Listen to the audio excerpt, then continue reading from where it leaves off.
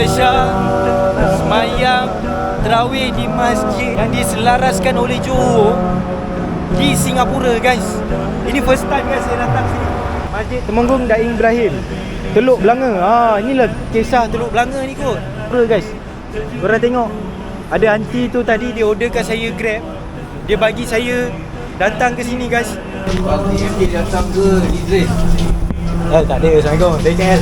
Mana tak? Saya tak tahu. Saya baru sampai. Bawah ini. Baru datang seorang. Baru datang seorang? Saya datang seorang bang. Nak raya kat sini seorang. Cantik gila. Bismillahirrahmanirrahim. Guys, ini first time saya datang sini, guys. InsyaAllah.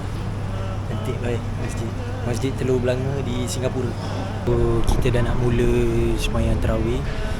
Semayang isyak dulu macam biasa. Lepas tu semayang tarawih. Lepas tu kita tengok sini semayang berapa rakaat.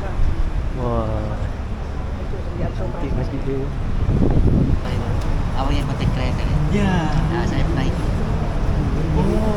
Lihat abang di Tengok kapit dia macam Johor lah, biru kan. Very nice lah.